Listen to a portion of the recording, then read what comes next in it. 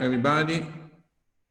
As always, I say good morning, good evening, because we are from different time zone. So sometimes it's early morning and sometimes it's late night. And while waiting for everybody to join, I'd like to thank all the speakers and all the attendees. And I'd like to introduce the purpose of the Great Change Rex webinar. We invented this series of webinars at the beginning of the COVID, when in Italy we just closed at the end of February. We had to close, and we had ideas to fund this webinar following this question: can the fitness industry have a wider, deeper, more inspirational function? This is why we have invited so far more than 90 speakers from all the world. And today we have these 6 great speakers that you'll meet and you know right now. And while waiting, I'd like to introduce myself and Rex very briefly. I'm Fausto Di Giulio, the CEO of Rex in EMEA and Asia. And the Rex is a community of entrepreneurs and CEOs based in New York. It was founded 35 years ago by Will Phillips, and Eddie Talk is the CEO. We have 3 purposes: innovation, strategy, and leadership. What we do, we meet 3 times a year for 3 days all around the world. And being a Rex member is like being under a cascade of ideas every day, because we not only meet during these 3 gatherings, but we also stay in contact between the gatherings daily with our tools that we have. And what we do, we visit clubs. We also do the club inspections. These are the inspection of members club. And then after the inspection, we do what is called hot seat. So you have 17 entrepreneurs and CEOs telling you what is going good or what you need to improve in your company. And also we visit different other industries, companies outside the fitness industry. We host speakers from inside and outside the industry. But of course now we cannot meet physically, so we are traveling around the world virtually. So we meet in one of our members' country with virtual solutions that we are trying, or not only Zoom webinar, but also other virtual solutions. If you want to know about more about Rex, I want to try a virtual Rex meeting, you can apply and try the power of Rex. Okay, it's now time to introduce the speakers, and I'd like to start with our Asian speaker, Simon Flint. Simon, would like please to introduce yourself or your company, and then ask my first question that because you have a lot of clubs, different business models in different countries, how important will online fitness be to your organization in the future? Well, thank you, Fausto, and good morning, good afternoon, good evening to everybody wherever you are in the world. It's 10 p.m. here in Kuala Lumpur, Southeast Asia, and pleasure to be with everybody today. I'm Simon Flint, CEO of Evolution Wellness. We have a 6-brand fitness and wellness brand portfolio in Southeast Asia across Hong Kong, Indonesia, Malaysia, Philippines, Singapore, and Thailand, and also a software company. And we've been operating in the region for a couple of decades, and we've seen good times and the bad times and the indifferent times. And, you know, we're now at a very special moment in time where we've all been through some very difficult, a difficult period that everyone's experienced all around the world, and we seem to be sort of emerging from it. Fausto asked the question, how important will the online concept be for us? So perhaps if I could just share a slide with everybody here. I think everyone can see that now. This is a question that's very topical for us at the moment. When we went into lockdown, it happened in stages across our countries. It didn't all happen at once, but it kind of happened very quickly within the space of a couple of weeks. And we, in fact, in some countries, we had to make a decision to close ourselves, because whilst the government was not necessarily saying it's time to close, the restrictions they had put on the business meant that it was not possible to operate. Therefore, we took the decision to close.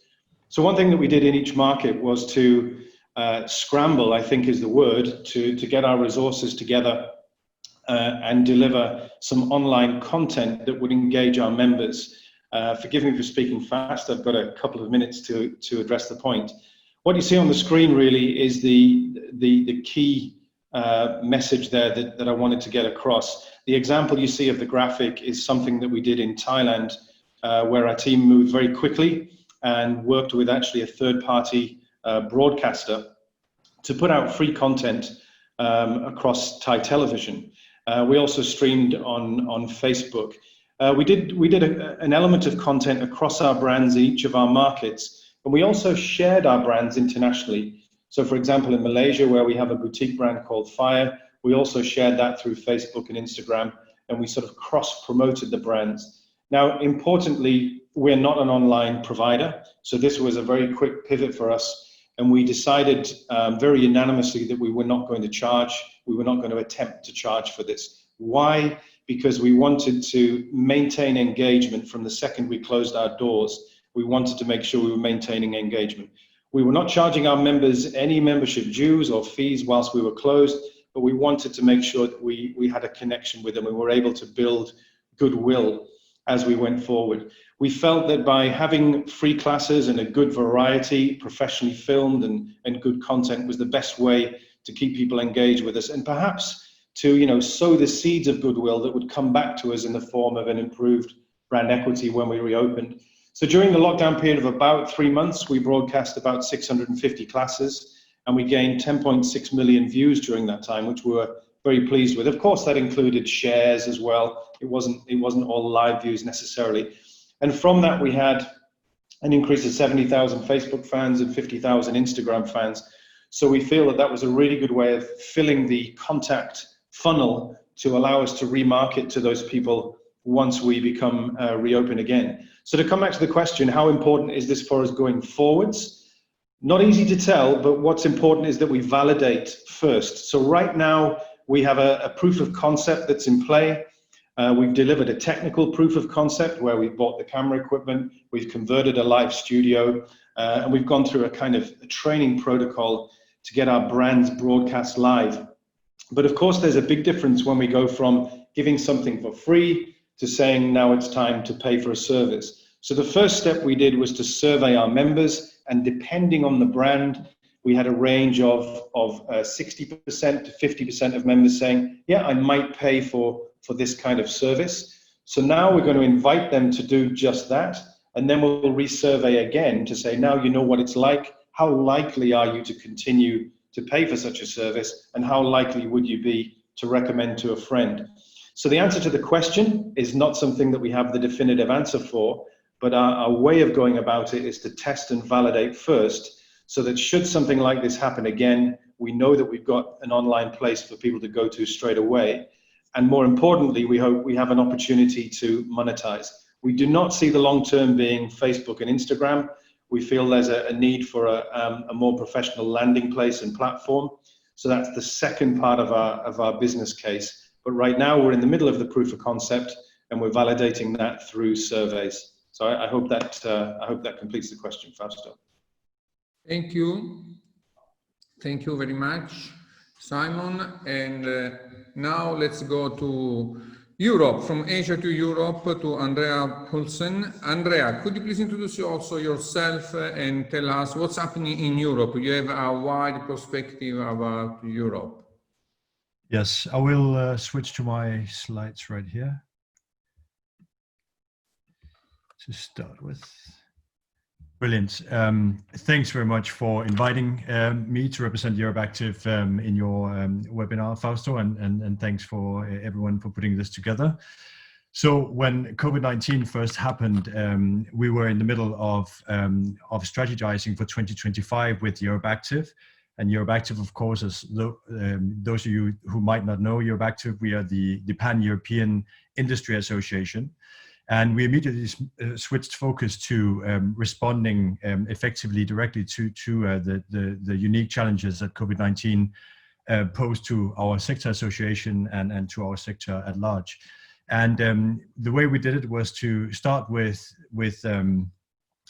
basically the very core of our focus as an association, our vision. And the vision, as EuropeActive states, that EuropeActive is the leading European voice for the fitness and physical activity sector. And of course, we take it very seriously that we represent the whole of Europe. So the first thing we did was really to consult the whole of the industry. So we started by consulting our stakeholders, from suppliers and operators to national associations, very importantly, to exercise professionals across Europe, and of course the European institutions that we work with, and other political actors. And based on that, the responses that we got and the consultation that we held at the very beginning of the crisis in late February, early March, we defined five overall headlines that we wanted to address as part of our immediate response to the crisis as the European Sector Association. First and foremost, we wanted to enable the sector to argue for our rightful place as an important provider of physical, social, and mental health in society. So socioeconomic and health economic arguments for fitness and exercise.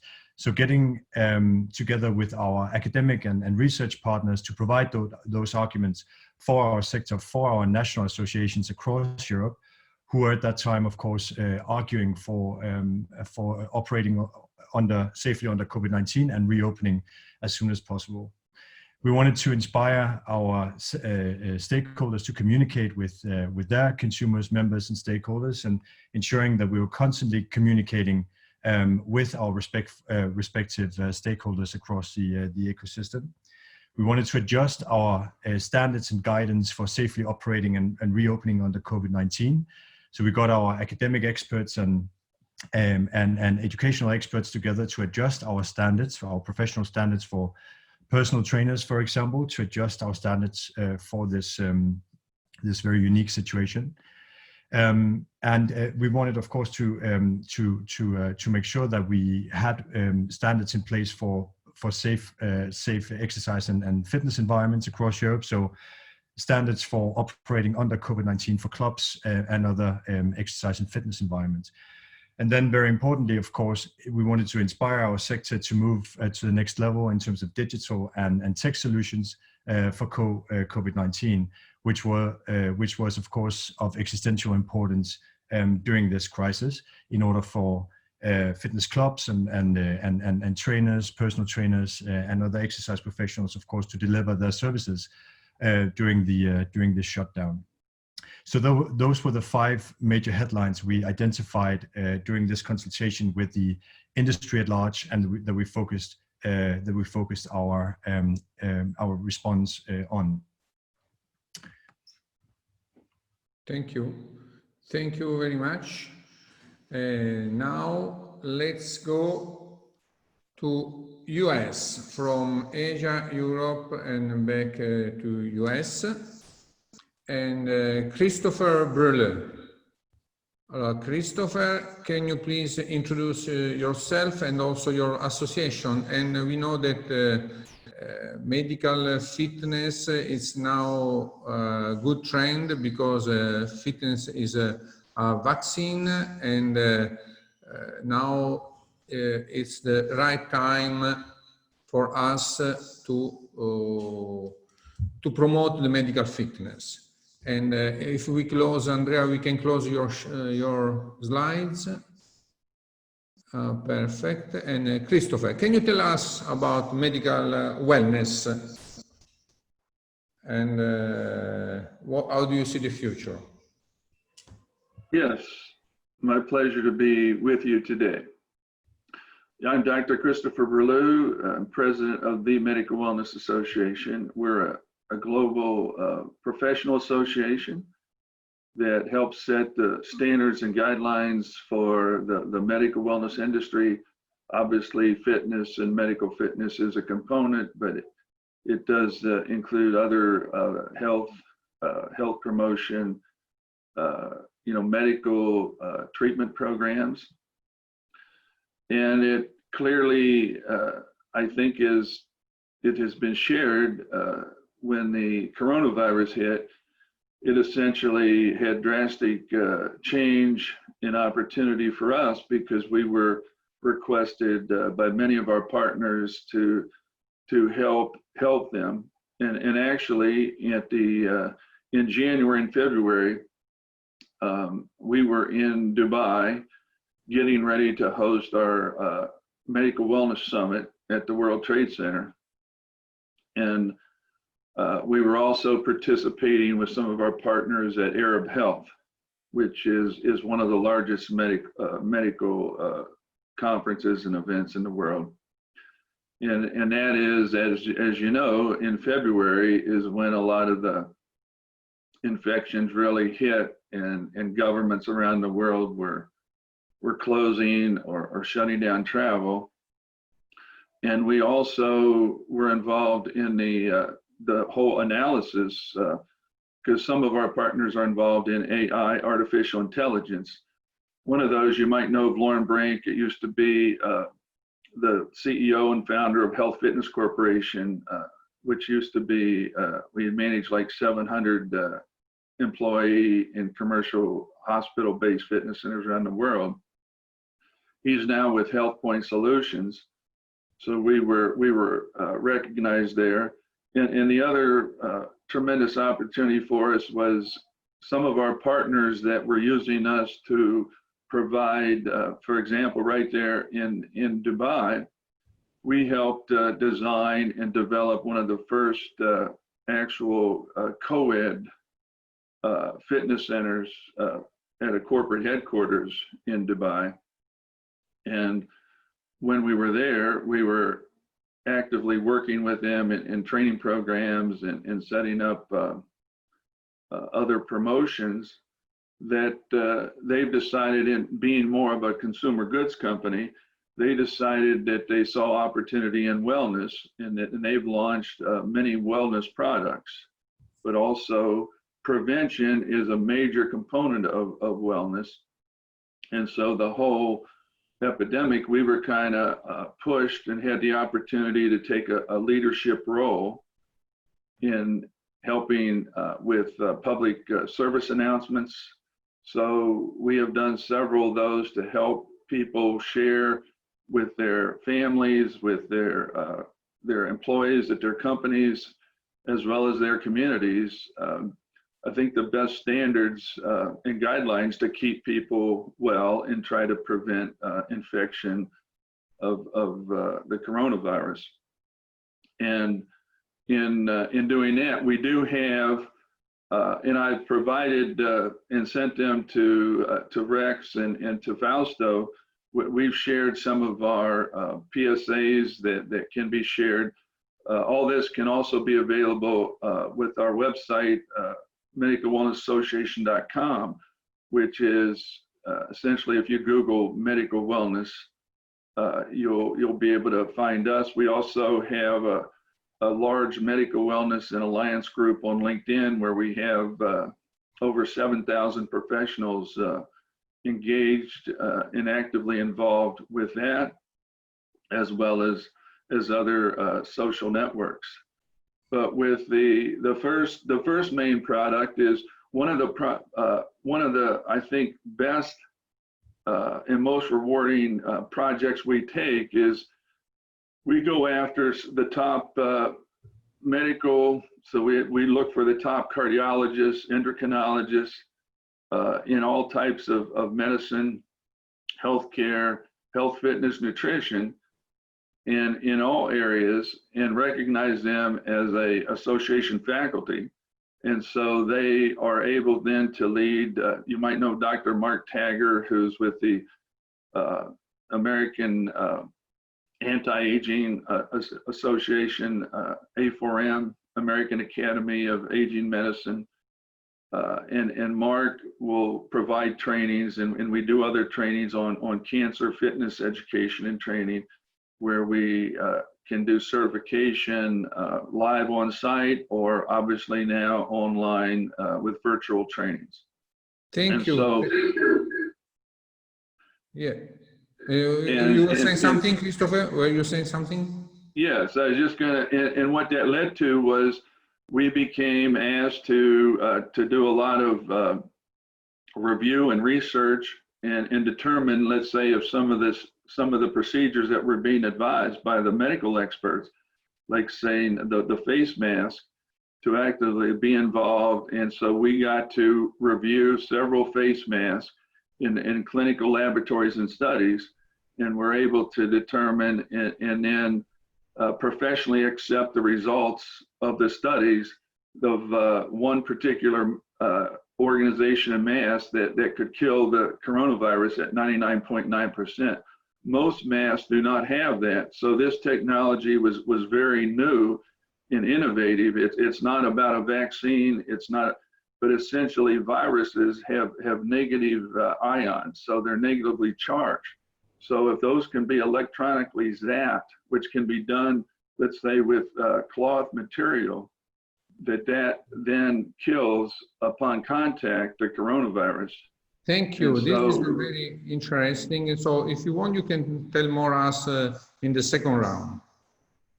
Thank you. Now let's go outside from a fitness club. Let's talk about outside, outdoor fitness. Giacomo, could you tell us something about the trends in outdoor fitness? Of course, after introducing yourself.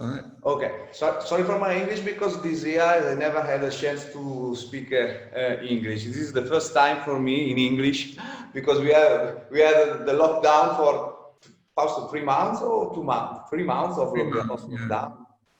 Yeah, I share the screen. Yeah.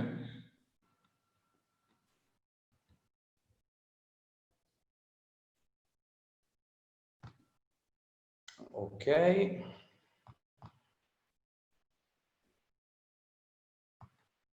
Okay.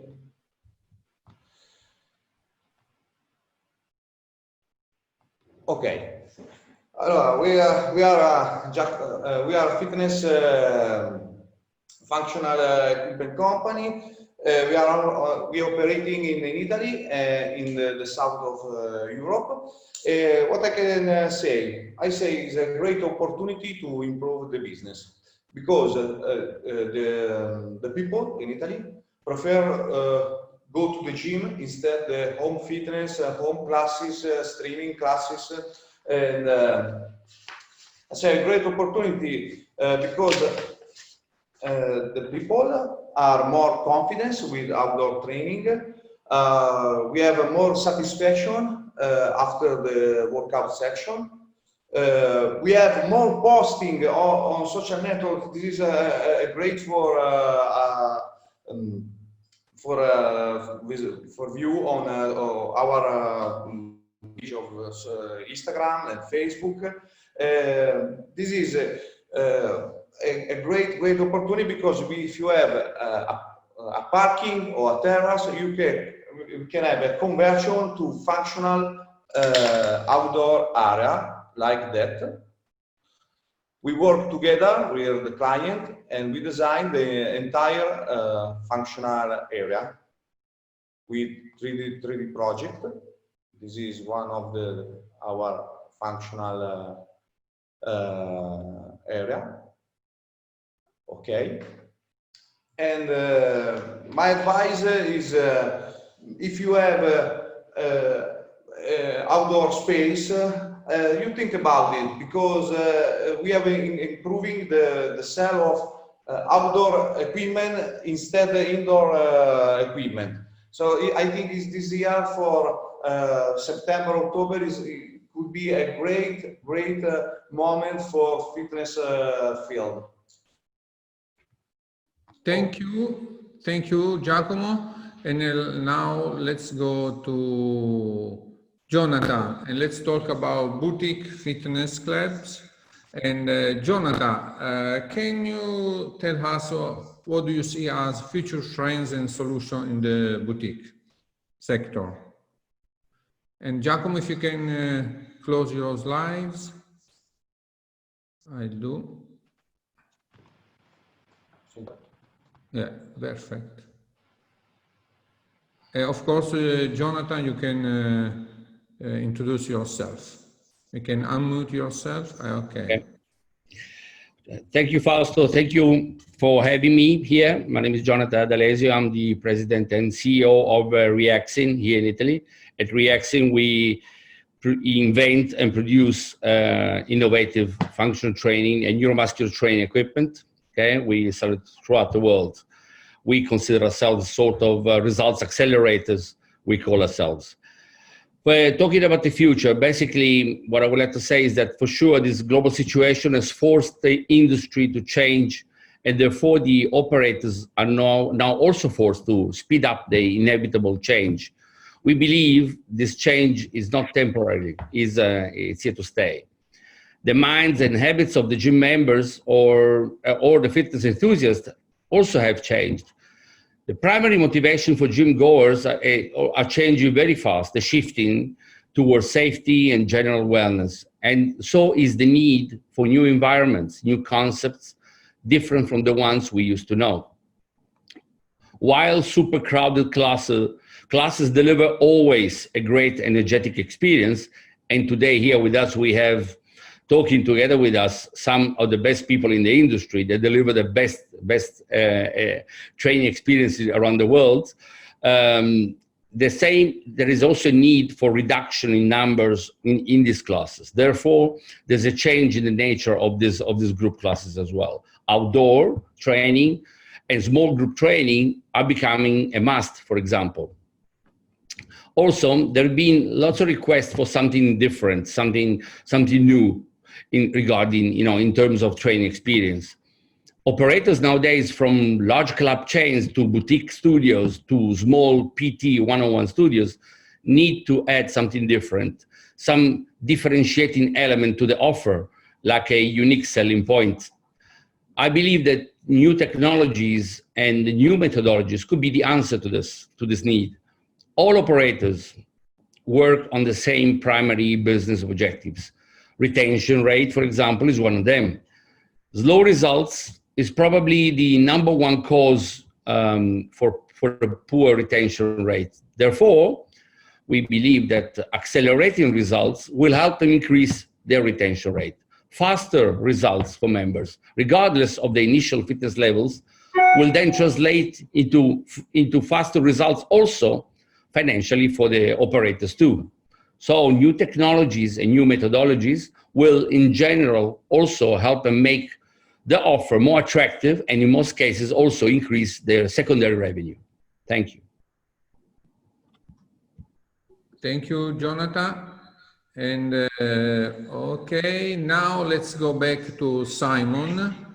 And Simon, what signs of recovery have you seen, and how are you forecasting the 12 months ahead?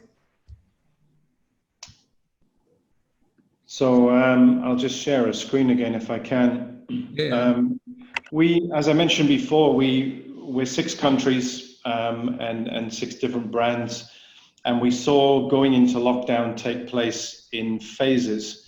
And just as we saw going into lockdown in phases, we're seeing the reopening happen in phases. So just to illustrate kind of what we were looking at before the event, that's kind of the picture of our brand distribution.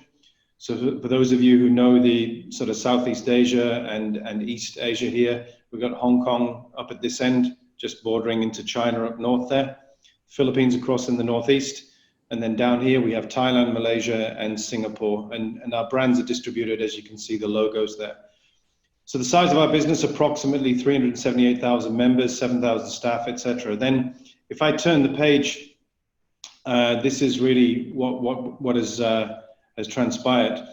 We're open in 5 out of 6 markets, and I need to emphasize that these numbers are moving by the day because we're opening in stages. So for example, in Indonesia, we have about 50 clubs and we're only open in 9 of them right now. So the numbers that you see here are not a complete representation. But I mentioned before about the confidence needed for people to come back, and personal training we found has been the most engaged sector, and we're seeing very strong signs of recovery from something between 60% of the usage rate of personal training all the way up to 100%. So Thailand here, which is our biggest market, 34 clubs with 2 brands, but the biggest market from a revenue perspective. Our team over there did a fantastic job of maintaining engagement with personal training customers during the lockdown, not only through social media, but also through telephone calls. And each client getting about 10 calls each to check in and see how they were doing. We then surveyed clients, and 97% said that they would come back straight away, and they did. So we've seen a really good traction rate in that particular market.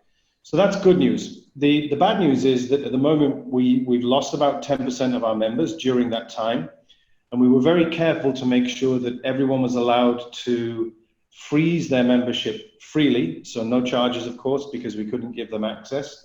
That's extraordinarily expensive when you're still paying your staff and you're still paying your rent in many places. But we felt that was important because otherwise we were going to lose many more. So circa 10% we've lost so far, possibly through financial reasons or a lack of confidence. And then depending on the market, between 15 and 30% are on freeze currently. We've extended the free freeze concept into the first month of opening because we're aware that some people are not quite ready to come back. Again, a few statistics. We surveyed our members and we asked, how likely are you to come back and what describes you best? And one of the categories to describe yourself was, I don't care what my first workout is, I just want to come back soon. 42% of our members expressed themselves in that category. And then the balance of our members, 58%, describe themselves as either being scared, not confident, and not ready to come back, or curious about coming back and wanting to feel confident from a visit or from what we're describing we're doing to keep them safe and what our protocols are. So in terms of our protocols, we launched our app during lockdown where members need to book in, not only to a class, but also to the gym itself, which is great for making sure we've got contact detail, but also to make sure we can manage the numbers in terms of social distancing.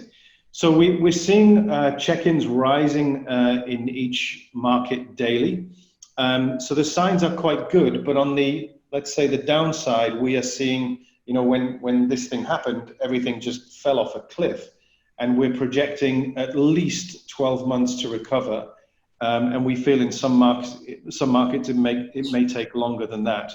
I think potentially, however, those trajectories may pick up if there is a vaccine or if we see confidence return in markets in general. And talking about confidence, this is really, you know, we ask ourselves, what can we do to control this situation? We can't control the virus, of course. We can't control public policy, but what we can do is take every measure to give our customers the maximum confidence in what we're doing in terms of cleaning protocols, in terms of staff hygiene, and in terms of the staff confidence. So we've made sure that the staff are very confident in the way that we're going about managing queuing, distancing, class management, using the app, and of course, personal hygiene. So whilst there are still, you know, plenty of negative signs to deal with, there is an underlying confidence that a good number of people recognize more than ever that fitness matters. And as was mentioned with one of the previous speakers, you know, it is an element of prevention. So we need to make sure that we can work with governments to push that narrative. and to make sure we get the support that drives people to consider, now is the time I really must do something about my health, so I'm not at a higher risk category should anything like this happen again. So we have good signs. It's kind of mixed. PT members are the most engaged, but it's really all about driving confidence to let people come back off freeze, or indeed if they're not a member and they're considering, now is the right time because gyms are safer than they've ever been. Thank you very much. And today we also have a friend that is our ex-member and is in a company that they have one of the biggest companies in the world, that they have different brands. And we have today Don Hallen here with us. And Don, can you please introduce yourself and your main company and also Orangetheory? And of course, can you tell us how is Orangetheory reopening in different countries and also in US? Of course. Yes. Good morning. Thank you for having me.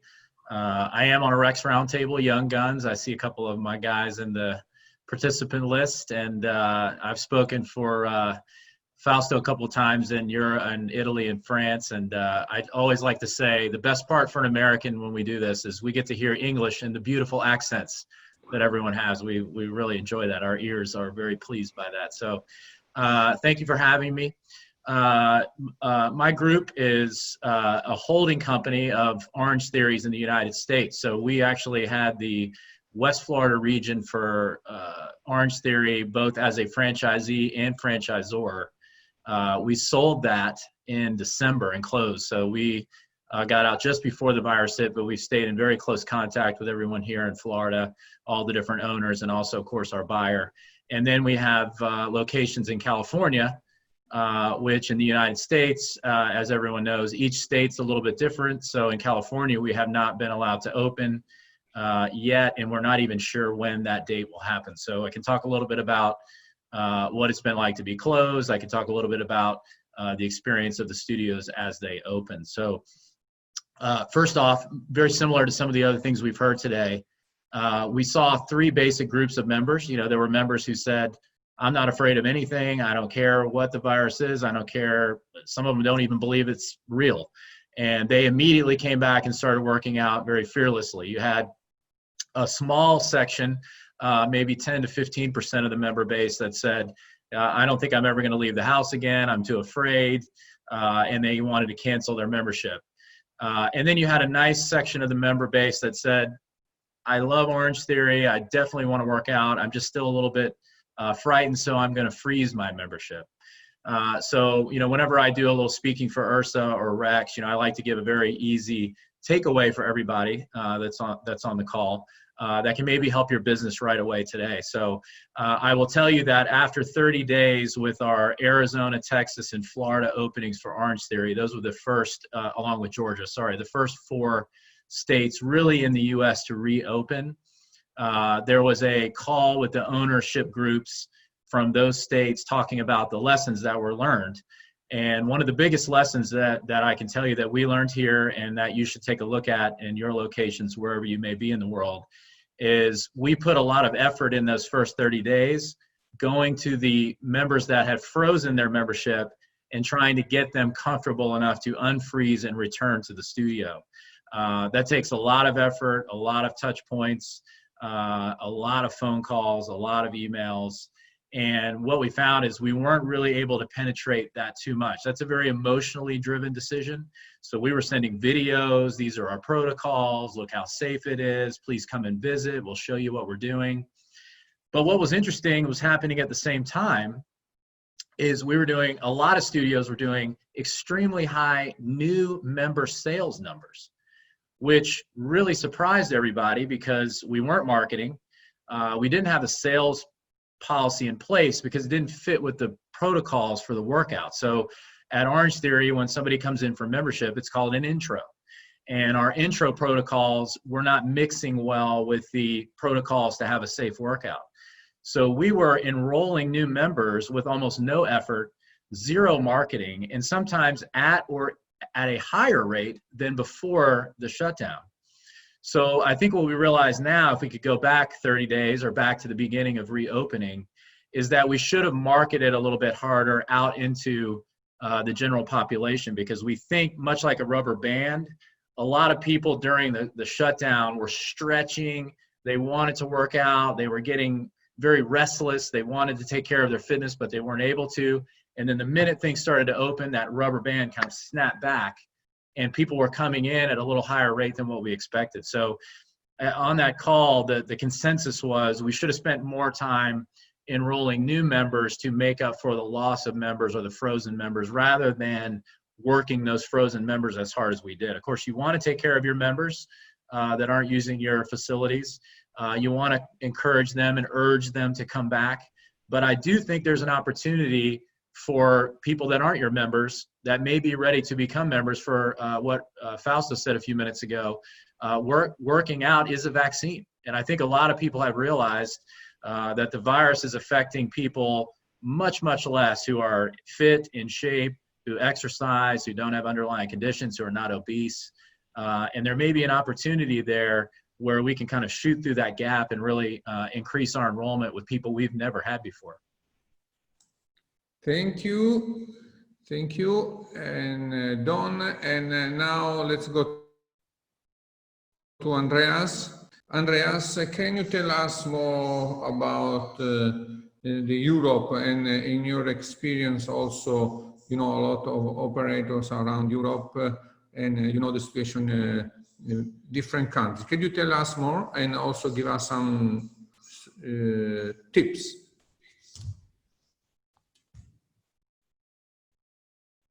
You can unmute yourself.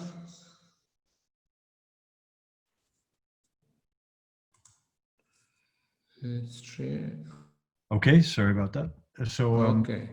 Yeah, just perfect. coming back to our strategy for responding to COVID-19, we've 2 weeks ago we published our strategy, both the immediate response as well as the more long-term, on our EuropeActive website. And what we have seen, speaking about the more long-term, is that it's absolutely critical across Europe that our sector repositions itself towards being essential providers of physical, social, and mental well-being in our communities across Europe. And this is really what we see as EuropeActive's most important task in moving forward, to inspire our sector to become these essential meeting places for physical, social, and mental well-being. And we, in the middle of the lockdown, on the 30th of May, we launched this campaign with our members and stakeholders across Europe, called the Be Active Hour. It was in partnership with the European Commission, and that was very much focused on these key messages: be active for community, be active for well-being, be active for resilience, be active for immunity, and as a positive campaign to really show how our sector can be at its best, you know, important, how we can activate European citizens across the continent more than anybody else, because we really are that popular sport across the continent, the best tool that public health authorities have in terms of combating the pandemic of physical inactivity. And so Fausto, in terms of your question, I think the best thing that we can do with our national association partners across Europe is to really get up on the agenda, on the health agenda of political decision makers, and show to the world, show to policymakers across Europe how essential we are in terms of public health and well-being, and repositioning ourselves towards that. So our strategy for the fall is coming back after the summer break, is very much focused on initiatives that will underscore our important position as providers of physical, social, mental well-being. We have the European Week of Sport coming up in September, where we'll create the platform for the sector to really show what it's best at in terms of activating Europeans in fun and motivating and inspiring ways. We have our big gathering of the European National Associations in Cologne during the FIBA week, where we also have the European Health and Fitness Forum on the 30th of September, where we would very much focus as well on our rightful place as providers of physical, social, and mental well-being. We're launching our new program focused on creating great leadership for our industry, who can really take our sector forward towards this new position. We are, of course, as I mentioned before, we're very much focused still on a possible second wave or new cases of COVID-19 coming back. So therefore focus on standards for people and places for professional and safely operating through COVID-19, both ensuring that our fitness and exercise environments are safe for new cases, but also that our people, our exercise professionals are updated and operating with professional standards that are taking COVID-19 into account, of course. A new initiative coming up is our President's Council, where we are uniting the biggest employers and operators of our industry to drive some of these agenda points forwards, first and foremost towards positioning our sector towards public health.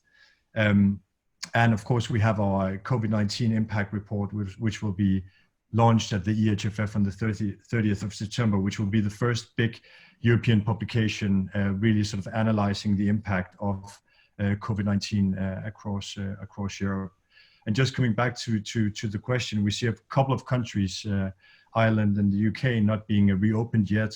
And we have identified that this question of our sector as an important element of public health is really the essential thing that we need to focus on together and make sure that we are at the very top of the health agenda across Europe. This is, if there's a second wave of COVID-19, this is how we will get priority from political decision makers, and that's why we are very much focused in that direction.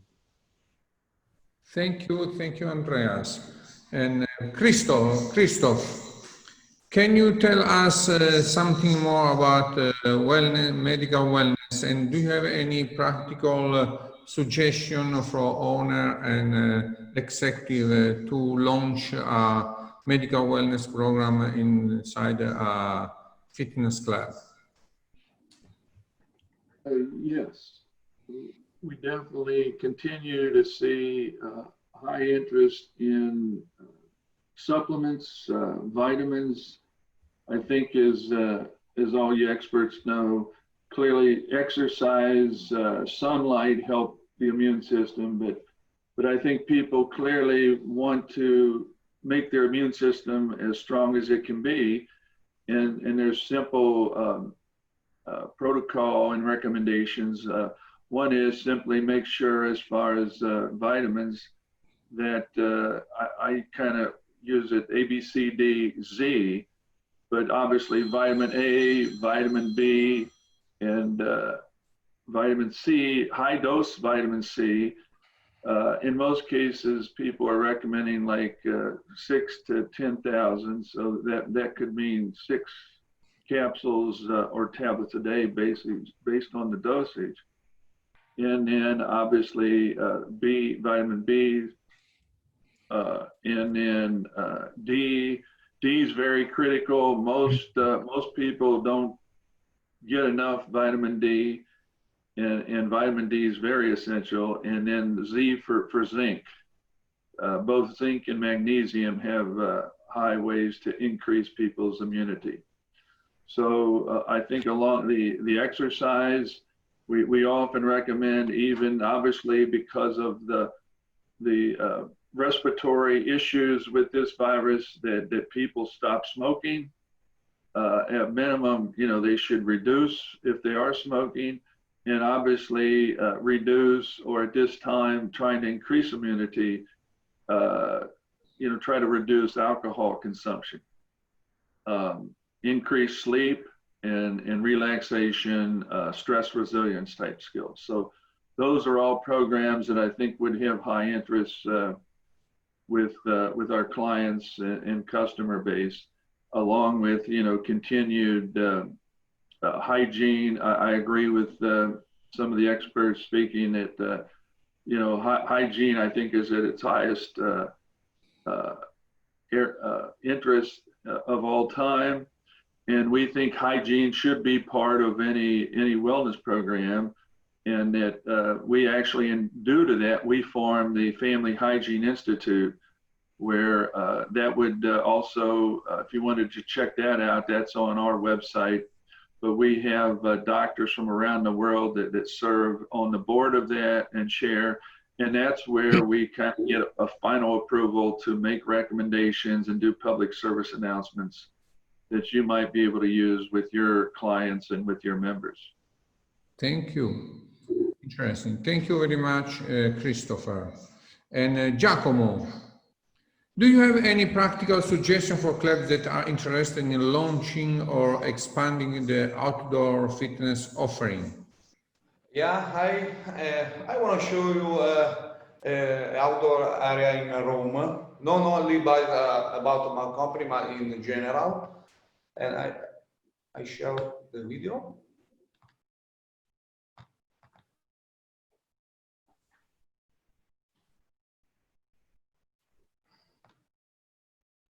Okay.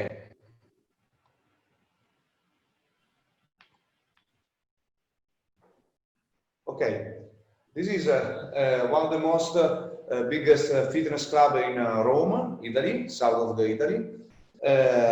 They just opened 6 months ago, and so they have a conversion of parking, our parking, because this area was a parking, and you can see the turf. On the turf we have a multiple area, using area.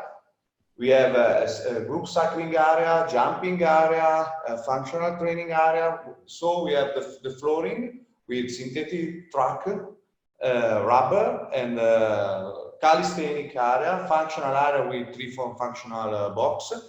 So we can have a storage for accessories and tools.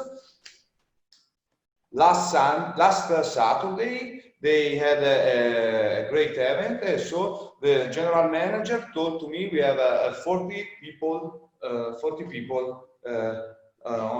during the day. Here we are, jumping classes. They told me it was a great success, and every hour in the day they had a different classes, jumping classes, functional classes, calisthenics classes, cycling, outdoor cycling classes. So I can say, for me, the outdoor training is cool, because everyone love training outdoor. In Italy we have a sun, and I think that we can train outdoor 10 months years, because the weather changes, more hot, and it's a great opportunity. So if you have a parking area, terrace area, you can convert in this way. Thank you, Giacomo, for your suggestion. The biggest area, like I think it's 1,000 square meter. Oh, okay. Thank you very much. Jonathan, how do you see the profitability of fitness club in the post-COVID era? Well, profitability for clubs is the magic word nowadays. Actually, survival is. Once again, even though things will go back to normal sooner or later, I believe certain things have changed for good, and we should all work on what the new normal will be. Maybe the new normal is a shift towards outdoors, like Giacomo was saying. Maybe the new normal will be a shift towards the medical wellness. You know, we don't know yet. For sure, there will be a new normality.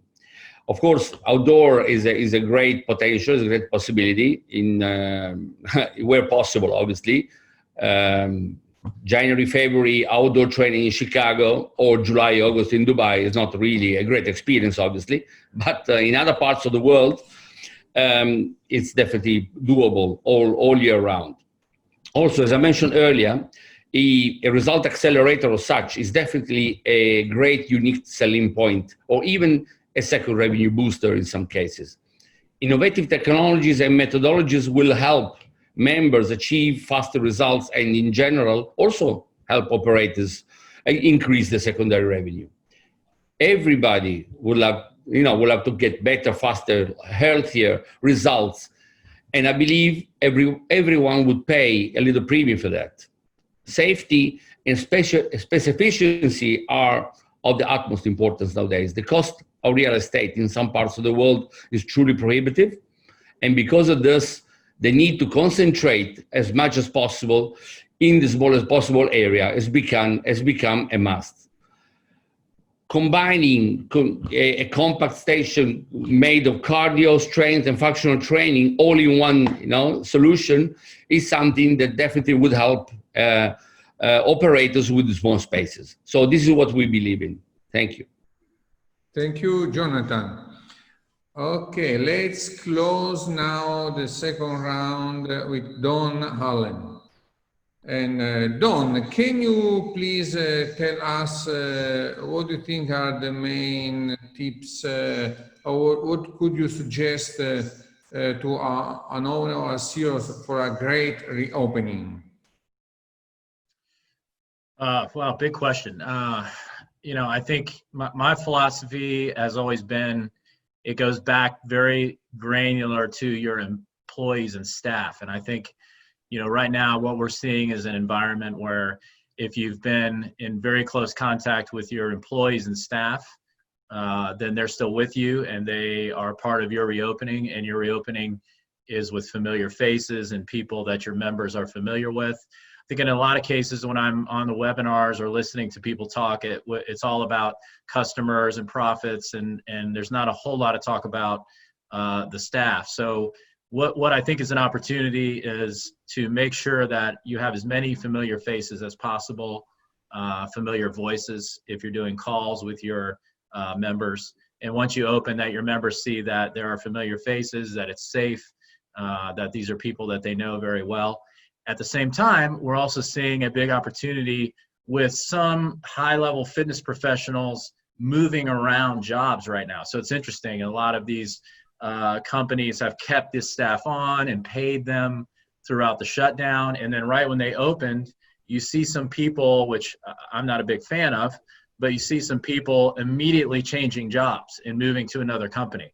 So there's some churning of high-level, high-quality employees that creates an opportunity for your particular brand or your facility or company to maybe acquire some very high-level staff from other companies during a shutdown, or maybe another company has stayed shut down or cannot reopen or doesn't wish to reopen yet, and their employees are looking for work, and you're able to acquire some very high-quality staff for your team. So I think, one thing for everyone to remember is your team matters as much as your members matter. So not to forget about your staff. Thank you, Don. Okay, we have reached the end of the webinar, and we only have time for 2 questions. And let's start with the first question to Simon. And Simon, you have a lot of clubs and different business models. Have you noticed some differences during the reopening between the different business models? Are some reacting better than others? Well, like I said before, we have a difference in response from people who are highly engaged in personal training. So we tend to have the highest penetration of personal training in our Fitness First brand, which is upmarket. Our Celebrity Fitness brand sits underneath that with a younger demographic. So that's one delineating factor between the response levels. Those where members have a higher propensity to spend, less price sensitive, have shown a faster response in coming back. So part of that is the ability to spend and not needing to rein in the wallet, so to speak. And part of that, I think, is to do with confidence. The way that we've responded in each brand in terms of conveying confidence and the measures we take is exactly the same, but potentially the way people interpret that may be slightly different. The other thing about that is that our upper brands tend to be fewer members per square meter.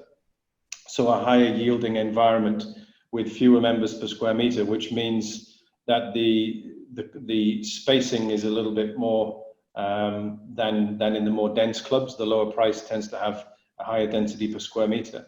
So in effect, there's an element of distancing in the premium clubs. So that's where we kind of see the confidence coming back in as well. At the boutique brand end, we've had, again, very good response. In fact, probably the best, because there's a very tight community in the boutique end. But because of the size of those clubs and the social restrictions we have in place, actually the densities are the worst. So financially, they're pretty impacted. But in terms of the number of people coming back versus the capacity that we have, they're actually the highest. Yeah. Thank you, Simon. Last question to Don. Don, in your main company, you have a budget club and premium and also boutique like Orangetheory. In your opinion, how do you see the difference? And can you, what do you think is possible to solve the problem of having high density in boutique, but we need to social distance? It's a great question. I think Simon actually hit on it very well. You know, the issue with our boutique brands is what Simon said, which is the space available to us for the social distancing. We don't have a problem keeping it clean. We don't have a problem making sure each member touches only their own piece of equipment. We've been able to manage that. In our studios that have opened, we aren't required to wear a mask during the workout because we've been able to social distance. But in order to get the numbers of people you need to be back highly profitable in a boutique studio, we need the social distancing to shorten. The 6 feet is really the killer in the smaller space. And I think Simon's right. I hate to reiterate, but I think he's right. There's no reason to say anything else. You know, the larger facilities have a much easier time with the social distancing. I think the difficult thing there is to maintain the cleanliness like a smaller facility can. When we've got, you know, 20 members coming in, they don't touch anything but their own equipment, and then they leave. We're able to then come in, sanitize everything, and then let the next 20 members in one by one. So the control is very good, but the problem again is getting enough people in to be profitable, because the boutiques can be expensive per class to run. So I probably just said it much worse than Simon did, but basically I'm saying the same thing he did. Thank you, Don. Thank you to all attendees for attending. Thank you for all speakers for speaking.